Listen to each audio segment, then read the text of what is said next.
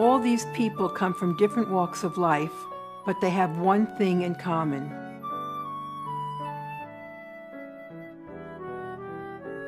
I was home, it was just an ordinary day, and he said, "Oh, let's go sit on the couch. There's something I need to talk to you about." So he just came out with it. There was no preparation for it. You begin thinking all again of the dreams you've dreamed for your child. And this was not one of your dreams. This was not in the plan of life you had hoped for your child. I would sort of consider myself liberal, but when it came into my backyard and it was my son, then it was like I realized I was a little bit hypocritical. The moment had come. I think he simply could not anymore feel like he was hiding who he was from his family. So he reached over and turned the radio off and said the 10 words that changed my life. "Mom, have you ever wondered if I might be gay?"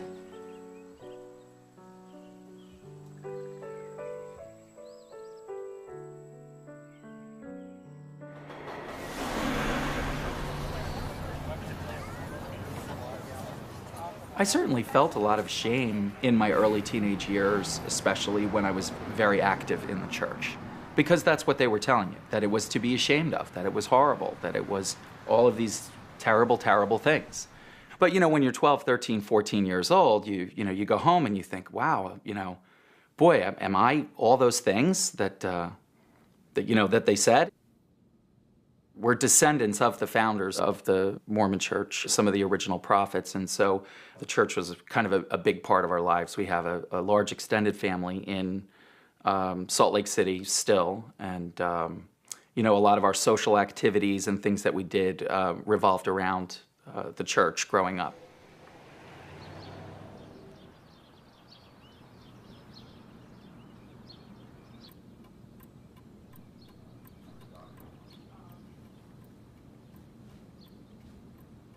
Like most churches, they have always made the claim that this is just a sinful choice. It was so evil and so bad that we almost couldn't talk about it. It was worse probably than murderers or rapists. You just had the idea it was so terrible that it was unspeakable.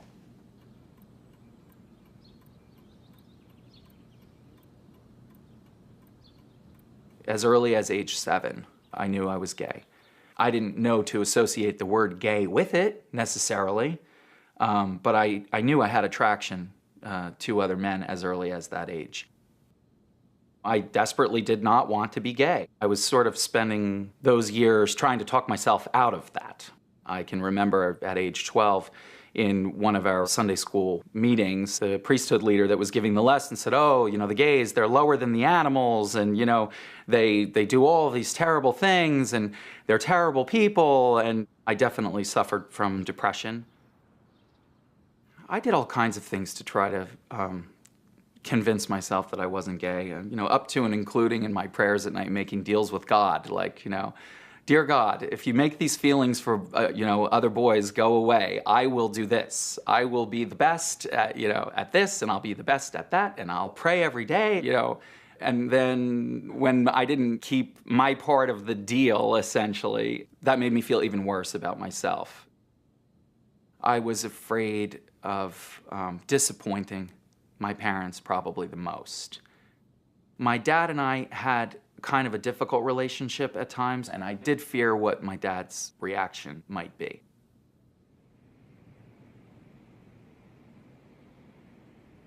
It's so painful to even talk about it. And sometimes I even feel that why us? Why us? This is something, it's not acceptable in our scripture or any of our families or any of our societies or anything. And I always frame my children to be the perfect normal kid. And when this came up, I used to dream about it, that I must have gone wrong somewhere.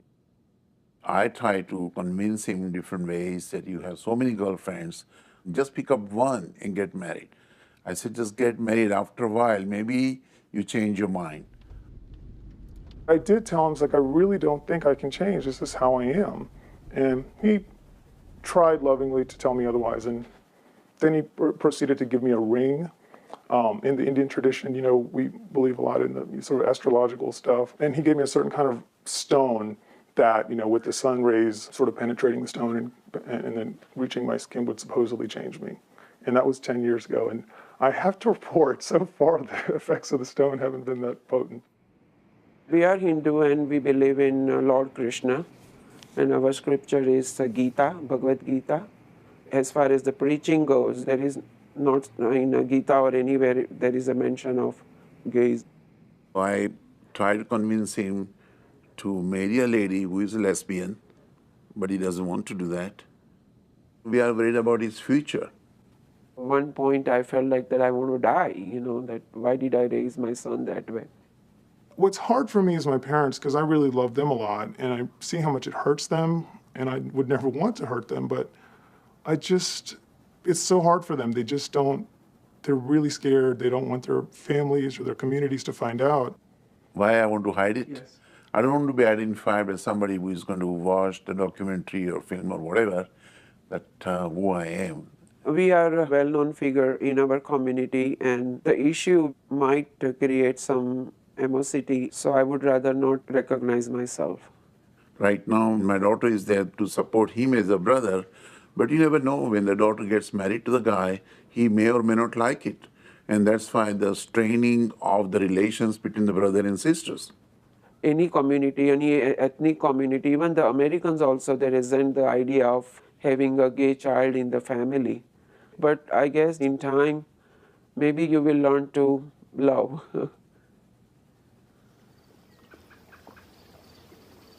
He had every reason to think that we might do what other parents have done, which is to say to your child, you no longer live here.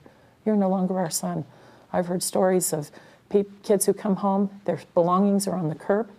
I've heard stories of kids that come home and ring the doorbell at Christmas and they shut the blinds and will not answer the door. He had every reason to believe that something bad could happen to him too, and yet he loved us enough to take a chance.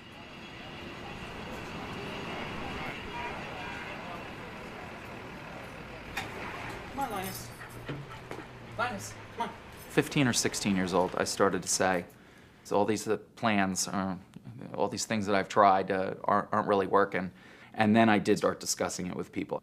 And this, of course, was before I told my family. And, I was trying to prepare for this time that I would tell them. And I had a plan that I was going to tell my mother's best friend first before I told my mother, so she would have someone that she could immediately go talk to about it. And in the end, it didn't work out that way.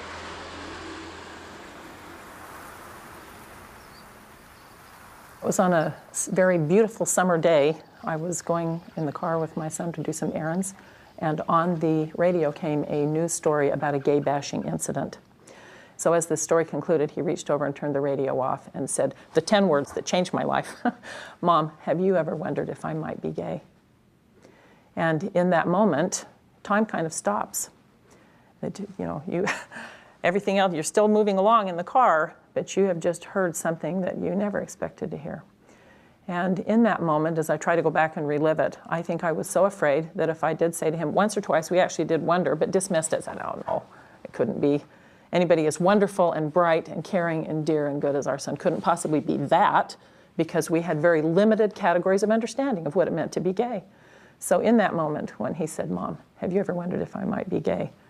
I was afraid that if I said once or twice we'd wondered, I might confirm in his own mind, oh my gosh, Mom thinks I'm gay, therefore I must be. And your mind is just so rattled in that moment. So I took an easy way out, maybe, or maybe it was a wise way out, I don't know. I simply said, have you ever wondered if you're gay? And the answer is he didn't wonder anymore, he knew.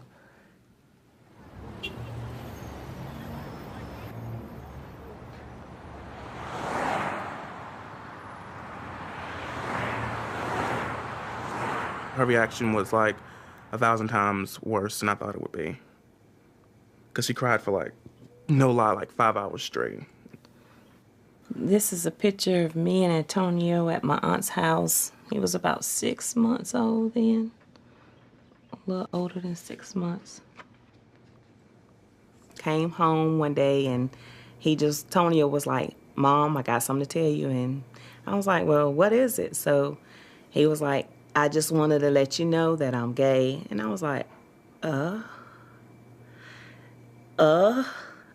First, she was yelling and saying that being gay is a sin, You're going to hell. God doesn't like that. Why do you think you're gay? You had all these girlfriends. You had all these female friends who you hung around. Ooh, it was a hard thing for me to accept. I cried, I screamed, I cried, I screamed. I got on the phone, I called my daddy, I called my mama. I was torn to pieces. Her reaction said, oh my goodness, my child is gay. It's over. Leave, get out. I actually did think about turning my back on him because I was, like I said, I was devastated. And it hurt me personally because, like I said, I was holding the blame for it. And when you holding the blame for something, it was like, you know, you just want to just get away, turn your back, go another way. But then I had to keep telling myself, that's my child, that's my flesh and blood. I can't walk away from that. It's just like him going out, killing somebody. Am I supposed to turn my back on him then? People say that being gay is a choice. You choose to be gay. And I'm like, you have no idea. Why would anyone want to choose to go through what I've went through?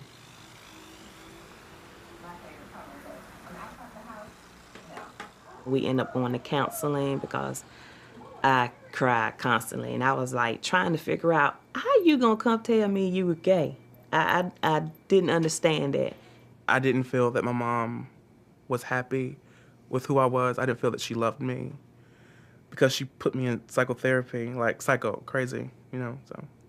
That was very hard for me to have to go through these meetings and just feel stupid for saying that I was gay. She kind of showed me that it wasn't my fault, that maybe it was something in him or something that could have happened to make him feel that way. So it helped me out a whole lot. When I had a boyfriend, she didn't like it. She'll make little faces. And some little comments that she would say would just run me over or just hurt me for like a month. I wanted him to be going through this phase. I wanted to be a phase, but it's not a phase. And it's not even a thought anymore. Because like I said, I done got over it. I done accepted it, and I done moved beyond it.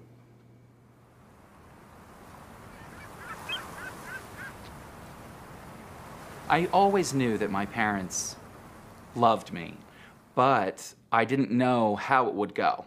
I didn't know if they would encourage me to try and change my behavior. I kind of thought that they would. And I kind of thought that they would want me to go into counseling and things like that. And I had already made up my mind before I told them what my road was going to be. I mean, I made up my mind. There wasn't going to be a bunch of counselors. I wasn't going to be in our bishop's office at church, you know, trying to find ways to repent. I knew. I was like, this is it. I'm done. I'm gay. This is the way it is. I asked him if it would be all right if I told his dad, and he said that would be fine, and we went home.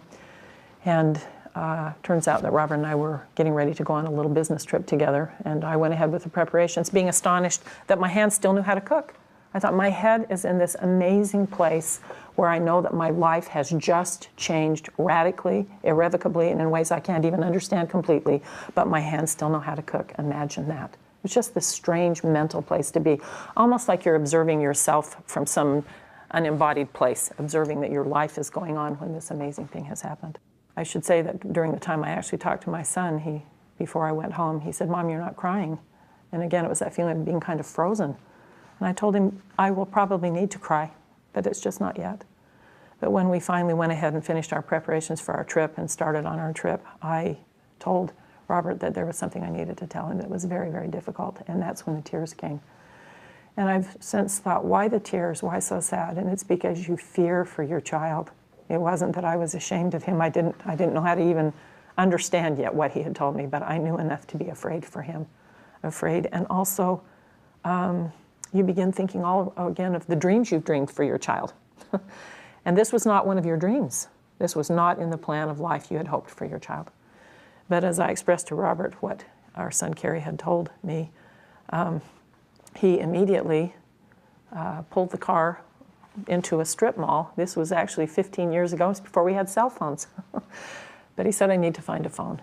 And I wondered, I mean, again, with such an agitated state of mind, I couldn't imagine why he needed a phone. And the reason he needed a phone was to call our son. And I've loved him for a lot of years. I've loved Robert for a lot of years, but I especially loved him in that moment because he said, I don't want Carrie to worry even one more minute about what my response will be. He stopped at a grocery store. And he said, I just want you to know that everything is going to be fine.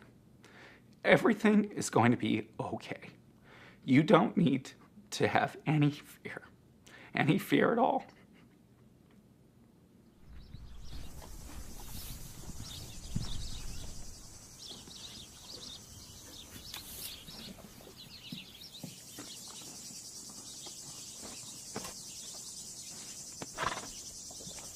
I had never met a gay person. I'd never really thought other than negative things about gay people. Funny, squirrely, whatever. I can remember standing up in front of the deacon body, it's about 50 deacons, and saying, where do these queers get the belief that they're Christians? The Bible says they're abomination. Earlier in life, he had gay bashed some people. I had no idea how I was going to tell him.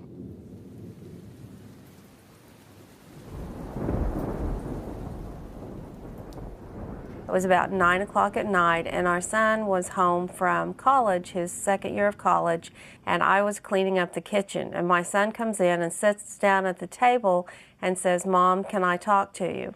She said, well, you know, what are you going to tell me? I was like, well, I didn't want to do it at the house. I wanted to do it someplace. I wanted her to meet me for lunch so that we could go our own separate ways, because I just didn't know how she was going to take it. And I said, well, let's do this tomorrow. And she's like, and then she turned to me and said, are you going to tell me you're gay? And I said, yes, I am. I honestly thought that he was joking. And I turned around and looked at him, and this is one of the defining moments in my life, because what I saw was such a look of fear and anguish that I knew that it was not a joke. And I remember hugging him and saying, Jimmy, it's okay. But I felt, you know, like my entire world had just shattered. She took it just really badly, because she would call me, be crying and upset, and I just had to tell her, it's like, you know, I have enough of my own problems. I can't deal with yours. You need to go deal with your problems. For the next 4 months, I think I probably pretty much quietly had a nervous breakdown. I would act like everything was okay, and then the moment that I was by myself, I'd go take a shower, because you can cry in the shower and your face won't swell. Dear Calvin, I've been reading a lot about homosexuality, and I really don't think it is something you choose. I know that Jimmy would not have chosen to feel this way. He and the literature says that being gay is more than sexual feelings, and I don't understand that at all. All I know for sure is that I love Jimmy, and I don't want this to be happening. I started writing Calvin letters, and every time I wrote a letter, I'd seal it up, and I'd put it in a drawer, and then I never looked at them again until I gave them to Calvin after I had told him that Jimmy was gay, so that he could see what I had gone through and what had helped me. My mother told him first. I didn't tell him. It's October the 19th, 1997, and it's a Sunday. And we have gone to church, and the sermon was on reconciliation. So we drive up, and we pull into the driveway, and I start crying. And I tell Calvin, I said, Calvin, there's something that I have got to tell you. You're probably not going to like it. I don't know what's going to happen afterwards, but I have to tell you. And he kind of slumps down into his seat in the truck, and he says, you're having an affair. And that was not, I mean, that was the furthest thing from my mind. And I said, no, I'm not having an affair, but Jimmy is gay. And what I saw at that moment is probably the most special memory that I have, because Calvin looked like, all I can describe it as, is as a deflated balloon. And he says, I've got to find Jimmy. I've said things to him my entire life that have hurt him. Over the years, you pick up things and you say things that I knew weren't right, especially knowing that he was gay. So I wanted to find him and tell him, I was sorry for all that I had said, because we always thought we were a loving family and one that could tell him, say anything to each other. And at that point, I knew that I had said a lot of things. I didn't call him that night, but I called him a couple days later, and it was a very sweet conversation, just basically telling him, I was his son and will always be his son, and nothing would ever change that.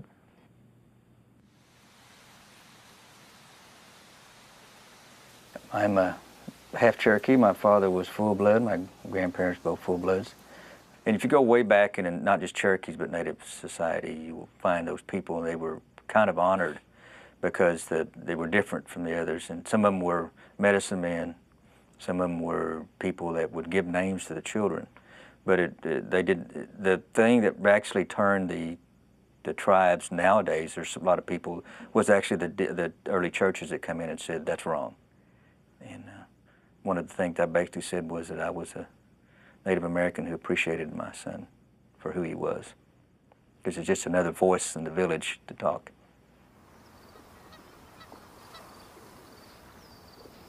When I was growing up in the Mormon church, I didn't know that much about gay people. It wasn't talked about that much, but certainly the notion was that it was a choice and a sin, and the worst kind of sin. And I like to say sometimes that the worst kind of knowledge is the knowledge you have of things that aren't true.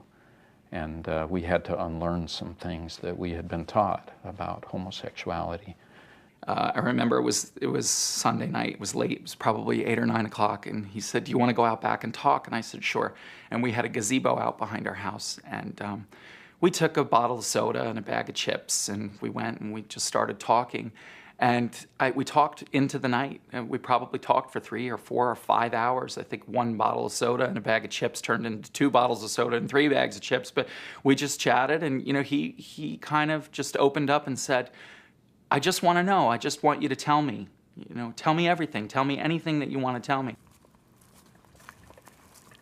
There did come a night when I felt, as I actually didn't want to wake Robert up. He had to work, and I could not sleep, and there were a lot of tears, and I sat on my bathroom floor in the dark, feeling so sad for my son and so troubled over what this meant for him, what it meant for us, and had a little nightlight in the bathroom. And I felt that in that moment there came an answer to a prayer for me.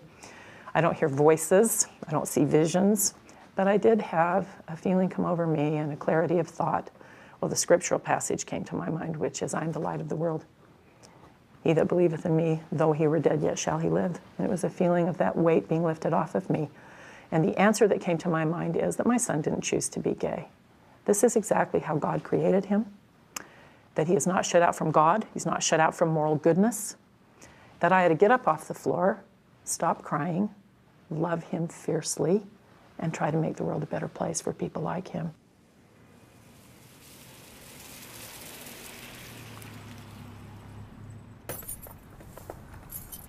I'm Harold Cameo. Our daughter, Valerie, is gay. We found that out in 1988. I had a feeling that something was bothering Valerie, and I saw these things that Valerie had written. I said, what are these? And she talked about her fears of going to the Hollywood Gay and Lesbian Center to seek some help. And I said, what is this? And I remember tears just streaming down my face.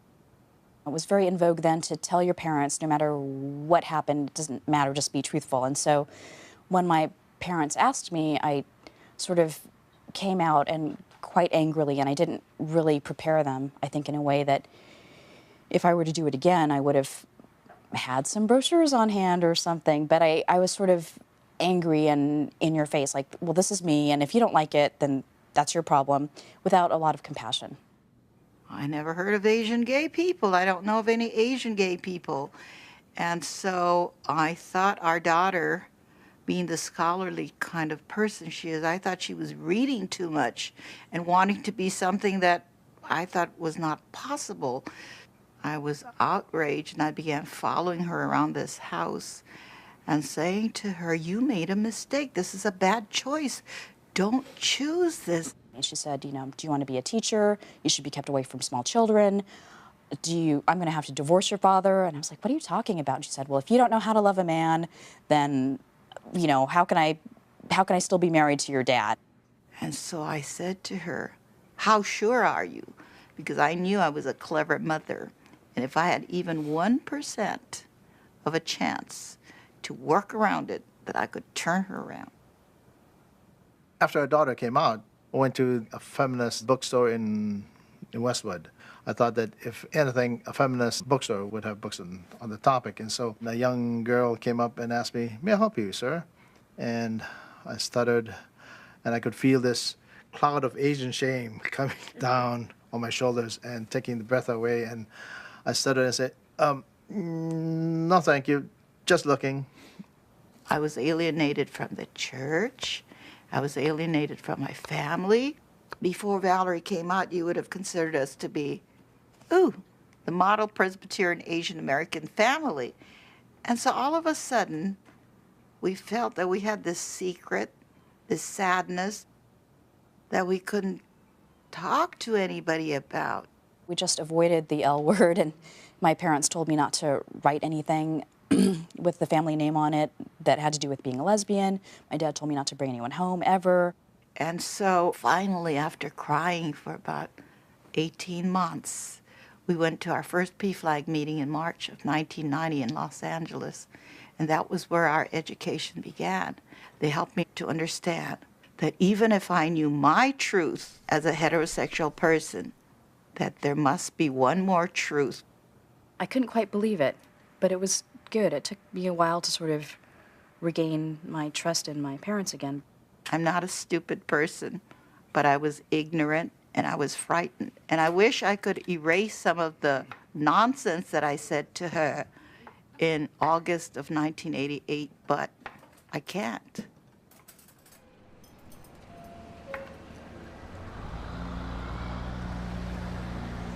There's actually a kid who committed suicide who I had met a couple times at parties, because when he told his parents, they freaked out, and he shot himself later that night.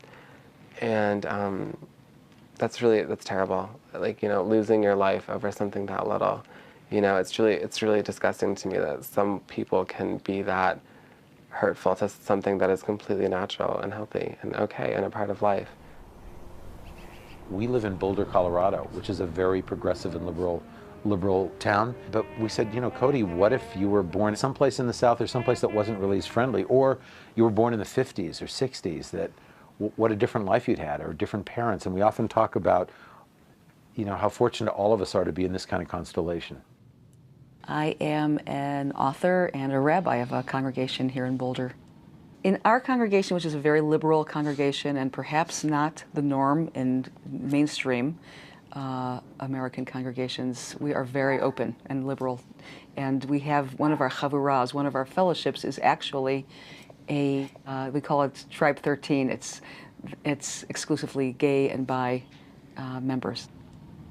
And I learned that being different didn't mean being worse. It meant just being yourself and being important. And it took me a long time to get that, and I was extremely fortunate to have the parents that I did. I couldn't have asked for more supportive or more open or more willing parents ever. I'm really lucky. I've been part of groups of clergy who have tried to make public statements in our community that this is acceptable, these are people that we love, and we want to be careful not to marginalize them.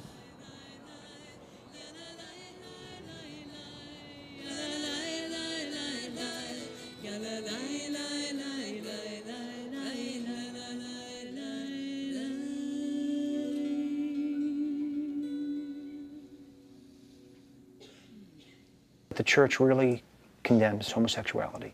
If you choose to practice as our priest said, be an active homosexual, not be celibate, then you are actually, you're offending God. Religion is very important to us. We have raised both of the kids. They were altar servers when they were young. Since I've been 16, and probably on one hand I can tell you the number of times I've missed Mass. The belief in God, everything that is around it is extremely important.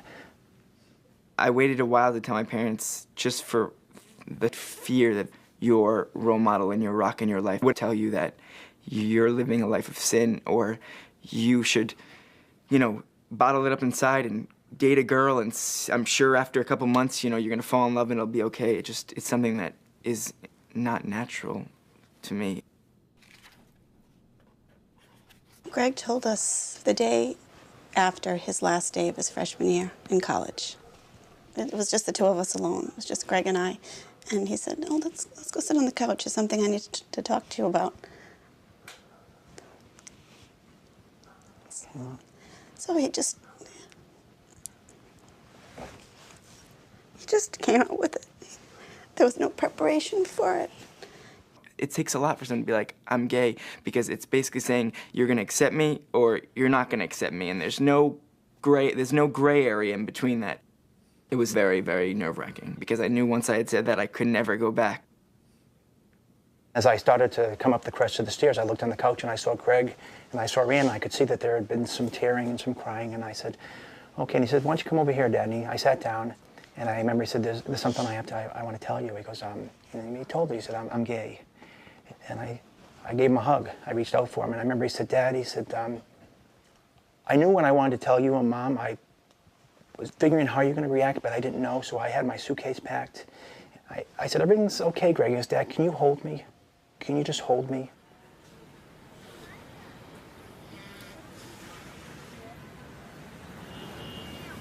The reason that I cry, it always comes out that way, and I think it might appear that the tears are for,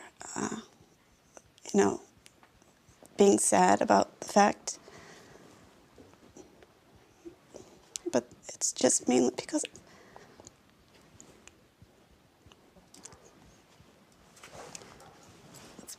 of Greg's torment. After, telling my friends at school, I opened myself up. I give myself everything in a relationship now. And before, it was really hard because it always felt like there was one thing I was hiding in the back of my mind and the small of my heart. And even though it wasn't a big thing, it's my sexuality, I've always felt like I wasn't being the person I could be with people. 2.5 years ago, if you would have asked us, I would have been very ignorant, and I probably would have said all the wrong things. And I know that there are so many people out there that, although they say that they understand, they really don't. They have those same misconceptions, I think, that I had. St. Kevin's has been our church for 23 years. We were married there. Both of our children were baptized there. They were confirmed there. My father was buried there. And I don't really want to find another pew. And I'd like to be able to have the church recognize and accept, the gay population. It's a hard thing to understand if you have never studied or been part of a religion that is strongly authoritarian. It's not just something you do on Sunday. It's something that informs everything you do every day of your life. And so to suggest that the church is flawed in this area is many people, they cannot grasp that. They just cannot do that. We had a new pastor come to our church, and I typed up an anonymous question, and I just basically asked him, I'm having a difficult time understanding if God accepts everyone, if God accepts murderers, and he accepts everyone, why is it that he doesn't accept people that are gay? This was his answer, that the church does not condemn the sinner.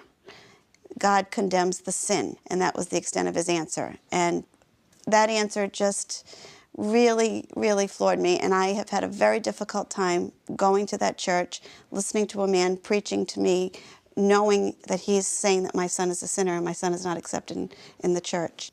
If there was any type of sin involved, and I don't buy any of that anyway, it wasn't the sin of homosexuality or being gay or anything. It was the sin of dishonesty. And that's what was eating our son up on the inside. The church's nominal position is it's okay to be gay if you don't act on it. That to act on your homosexual feelings would be immoral and would subject you to some kind of church discipline and in some cases excommunication from the church. But of course, as your understanding grows, as ours has over many years, to me the immorality is to expect that someone should live their entire life without the opportunity to find love. I know a lot of Mormon guys that have tried to change, to be straight. Some just counseling, some have gone to these crazy centers where, you know, they claim that they can change your behavior. I'm not aware of anybody that has successfully changed. Young boys are being taught to hate themselves instead of to accept themselves for who they are. And in a very pernicious sort of way, they're being taught that they are so bad and so unworthy that it's not worth trying to be good. That why should they try to live a moral life if they're immoral by definition?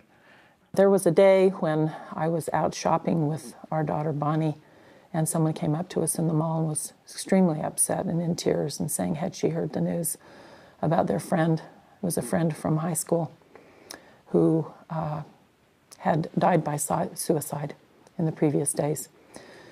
And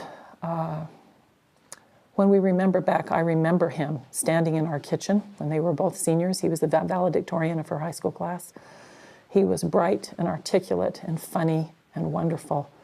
And I remember he used to bake marble brownies, standing in our kitchen with a plate of his marble brownies, and they were full of dreams for the future. She was going off to Harvard and he was going to Yale, and there was some good-natured rivalry. But then, in the 3 years that passed, it was the summer before their senior year, we got this news that he had died by suicide. And of course, I don't know that Art came out to them, but everybody understood that that was the case. And a pivotal moment in my life, a true epiphany, was Art's funeral. When Bonnie and I sat in his Presbyterian church, I looked around at the distraught people sitting in the church, people who had loved him so well, and it occurred to me, these people have unknowingly contributed to his despair. They did not even know that the ignorance that comes over the pulpits are destroying our people, our young people. I sat with Bonnie's head on my shoulder as she silently sobbed, and I looked up in that church, and there's a beautiful stained glass window of Christ holding the lamb, and under it are the words, "Feed my sheep." And I was so struck with the notion this was a lamb we failed to feed. Worse still, he was starved to death. And I knew in that moment I could never be quiet again. I would try to be educated, I would try to learn, but I would never be quiet again on this issue.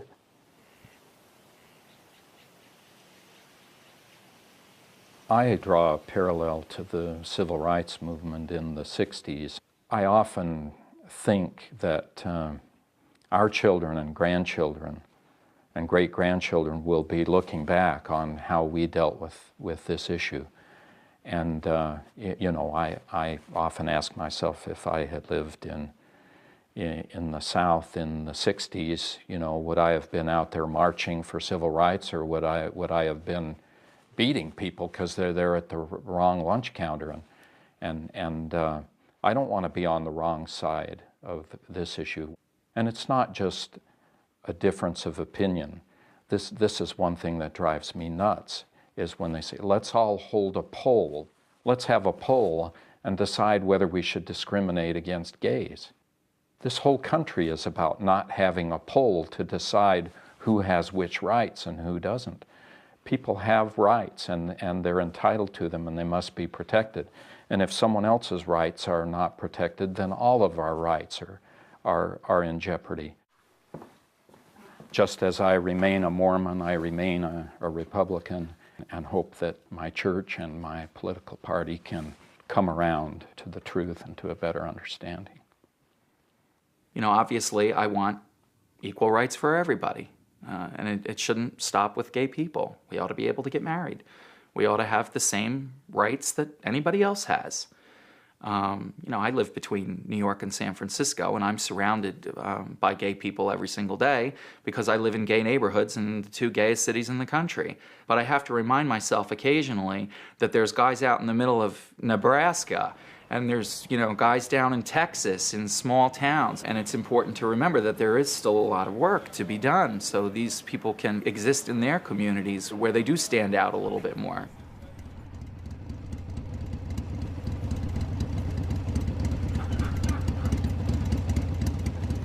I hate living in Cheyenne. There's not a lot of gay people open. There's a lot of closet cases. They're probably scared because we did have a Matthew Shepard deal go on. That was because he was gay. And I think they're just terrified, and it probably haunts them. They're scared of getting their ass kicked. Because we are the cowboy state and so judgmental of everything, not just the bikers. I mean, it's not just homosexuals. Bikers are judged, everybody's judged here. And we had an incident in Laramie where a homosexual was beat to death. So I can understand where children of Cheyenne are scared to come out. When I was in high school, I figured out if the rumors start getting around, I would have to be worried about my safety because a lot of the jocks they wouldn't understand and try to jump me. I have noticed in Cheyenne that there are some gay cowboys. They're not bragging about it, they're not broadcasting it, because I don't think cowboys accept homosexuality. We're doing the interview here opposed to the house due to the fact that the gentleman that owns the house, he's not disproven of Trevor being homosexual, he just doesn't want to promote homosexuality. They're your children. You should love them for who they are. If you push them away and hate them because of that, they'll disappear and you won't see your child again. If you truly love them, I don't think you want that to happen.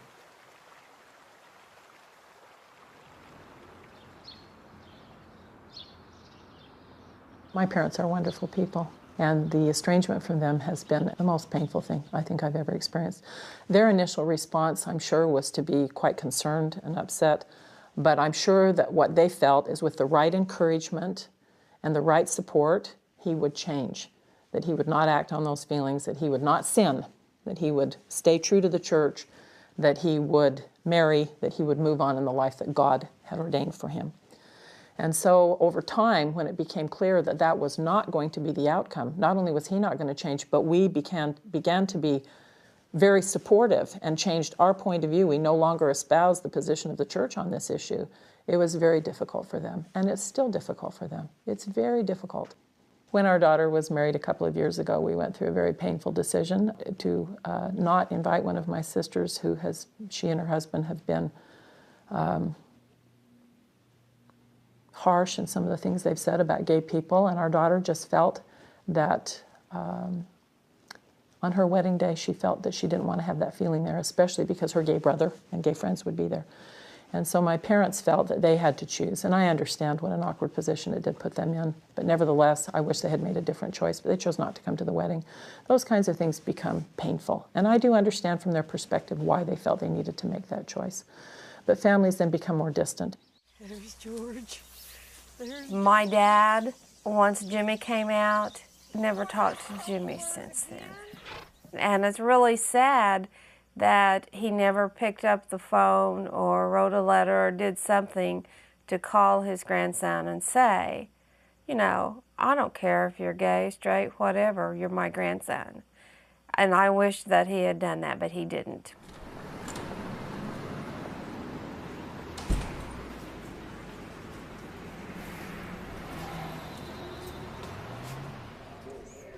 This is from Spain. Look at what they put in all the organizations. So I'm not going to. It doesn't matter. We are going to get started. This is PFLAG for Families of Color and Allies. And all families are welcome here. We are here to keep families united. To me, it's a matter of justice. It's an injustice being done to so many people.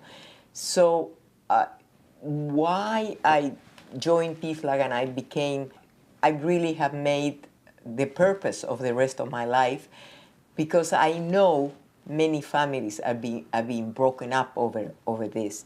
I know many children are losing their parents. I know many parents are losing their children based on ignorance, based on prejudice. So that is important to me, to try to stop it. My Aunt Neela is my godmom. She has been an influence my whole life. When I figured out that I was lesbian, my mom was sad. She said, please go to a psychiatrist and let's figure this out. Maybe the psychiatrist can help you. And what she meant by that is help me not be gay, because it wasn't a good thing. And that's where I think Aunt Neela played a big role, educating my mom while I was going to therapy. Having heard all these awful things and what homosexuality was, and then having a member of your family, a person that you have seen, a child that you have seen since the child was born, a person that was absolutely wholesome, good, kind, gentle, and that put together with the word lesbian didn't add up. So you had to find out, you had to put it together. And if you put it together for her, then you put it together for everybody. Tell us about you. Hello, my name is Carmen. I'm here with my son, Louis. The most difficult time is seeing people who get beat up in school, people who get trashed and talked about, and they get their lockers defaced and stuff like that. People who get thrown out of their homes because they tell their parents they're gay. It really, really bothers me. And I think once we get people to realize that there's no difference in us than there is in everybody else, then that'll be the turning point. I would ask him, how was your day, honey? I had a great day, or I had a good day. But he didn't tell me who hit him. He didn't tell me who picked on him.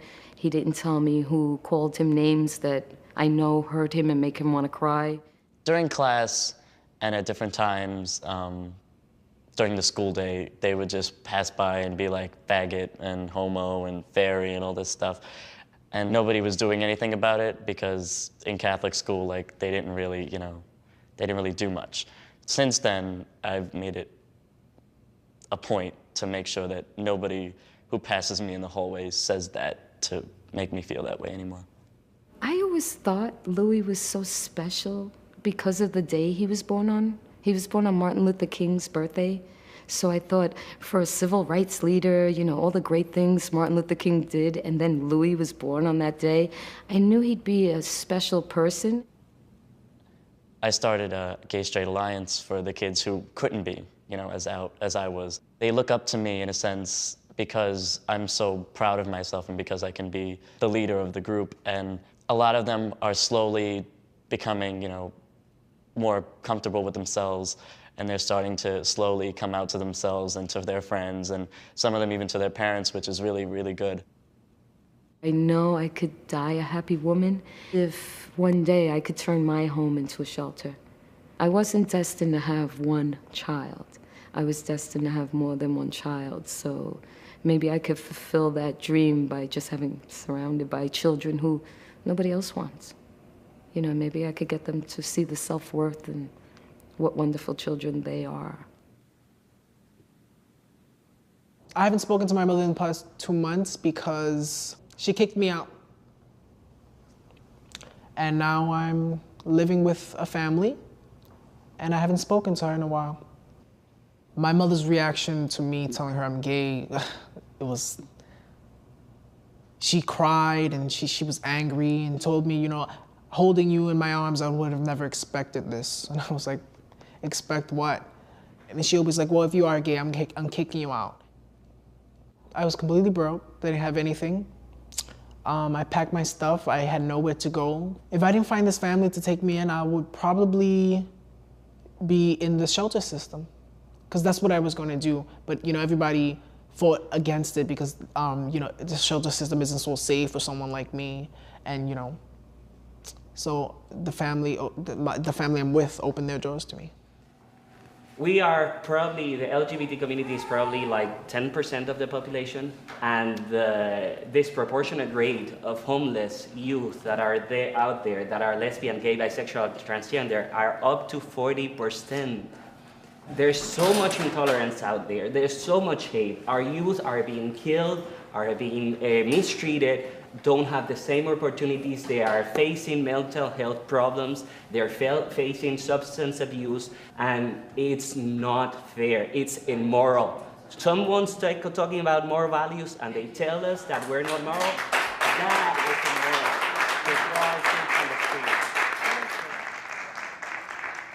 So often people get caught up when they are learning about homosexuality.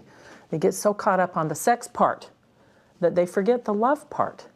They forget that to be a homosexual person is about how you fall in love. And I often, again, when I've had opportunities to speak to other parents, I remember back as a child when I learned the facts of life, and I didn't believe it. I decided it was a lie, it was grotesque. And so and yet, when we understand what's normal and natural for us, we grow into that part of our lives, and it's wonderful. And the same is true for homosexual people. It's like, why do we worry so much about that? We need to just get over that and recognize whatever people do in their bedrooms is their own business. What matters is how people love each other, that everyone needs somebody who will go to the pharmacy when you're sick. Everybody needs someone to share the popcorn with. Everybody needs somebody who will meet them at the airport. Everyone needs someone that they can share their inner secrets with, their sorrows and their joys. We need to be loved. We all have a civil obligation to make this a country that does accept everyone. And just because you're not gay or lesbian doesn't mean that you don't need to stand up and say when something's wrong. A lot of times we think that if it doesn't affect us, we don't have to work for it. But we all need to stand together.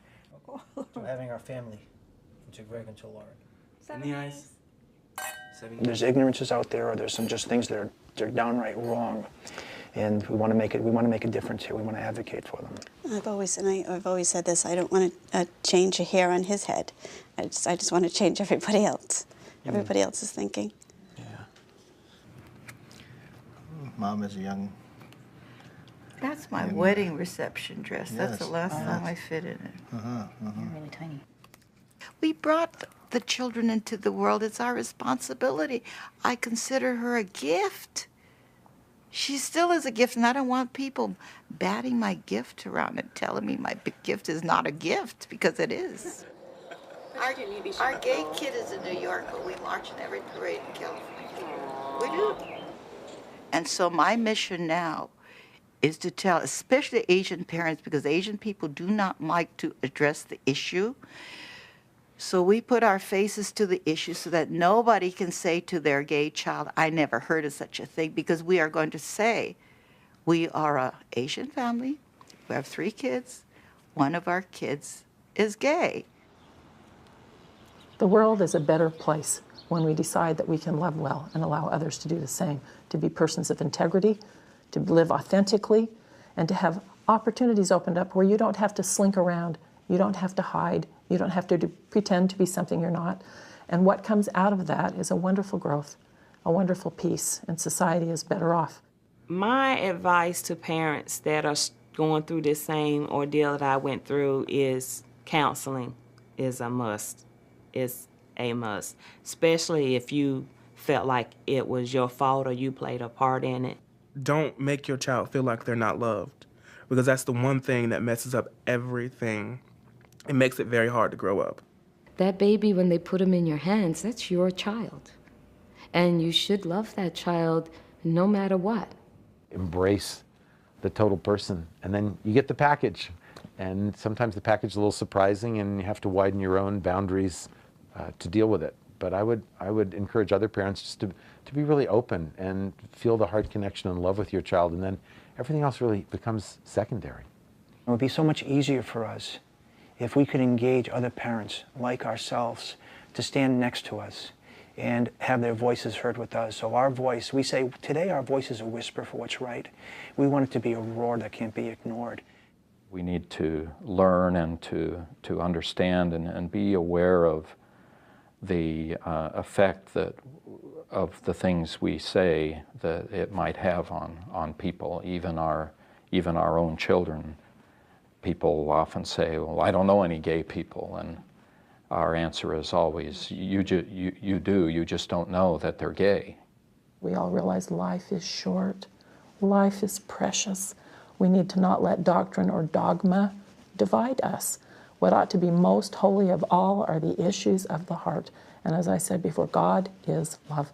That is the great command. They said to Jesus, trying to trick him up, what is the great commandment? And his answer was, of course, to love God and to love one another. The great commandment is the commandment to love. And so I decided long ago I'm probably going to make some mistakes in my life. And even on this issue, if I'm going to make a mistake, I'm going to boldly make it on the side of love.